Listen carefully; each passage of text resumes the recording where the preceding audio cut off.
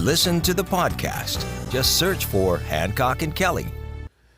Republican Speaker of the House Kevin McCarthy lays his cards on the table in addressing the debt ceiling. McCarthy is calling for President Biden and congressional Democrats to agree to steep spending cuts in exchange for Republicans supporting the raising of the debt ceiling to avoid default and keep the U.S. out of a looming economic disaster. His proposal calls for a pullback of unspent COVID funds, also cutting the number of IRS agents and prohibiting student loan forgiveness for the wealthy. He called the debt a ticking time bomb. President Biden says he will not negotiate on raising the debt ceiling. Michael, which side is right here? Are they flirting with disaster? Well, Kevin McCarthy's right that that's going to be an issue for this country at some time, and we're going to have to face it. But where was Kevin McCarthy when Donald Trump was saying, hey, you can't use this as a negotiating tool to pay past bills? That's what this is about.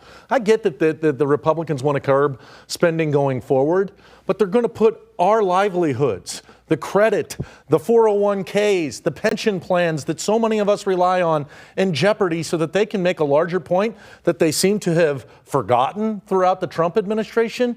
Let's use some common sense here. Let's find a way to reform spending, but not doing it at the detriment of those of us who are most vulnerable.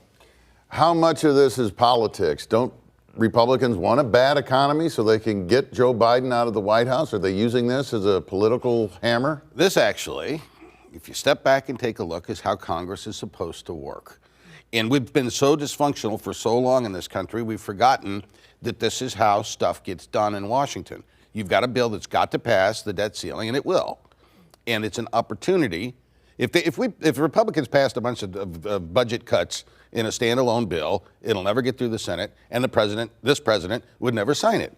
This is an opportunity to sit down where you've got this pending, looming crisis here and negotiate something for the good of the American people. That's what Republicans are trying to do here, and I hope they succeed. When the Republicans are running around with the credit card spending for everybody, how come they forget all this, John? Yeah, I got no answer for that. But this is an opportunity, and I hope we seize it. An IRS special agent is seeking whistleblower protection to offer information in the Hunter Biden case. The whistleblower sent a letter to members of Congress alleging that the investigation into possible wrongdoing by the president's son is being mishandled. The whistleblower claims there has been a failure to address clear conflicts of interest in the case. A federal grand jury has been looking into Hunter Biden's taxes and foreign business relationships in China and Ukraine, and whether he used access to his father to make money for himself and members of his family. John, does this hint at a possible cover-up within the investigation? Yes. Hunter Biden, if something doesn't smell right here in Denver or wherever, it doesn't smell good. What's that line? It's smelling bad and wherever. He's got problems. Something's rotten in the state of Denmark? That's where it is. It's Denmark smelling bad out there. And Hunter Biden this thing is really, I think, bad. Not just the tax problems, the influence peddling, the international component of it. I think Joe Biden's implicitly involved in this thing, and I hope they investigate it.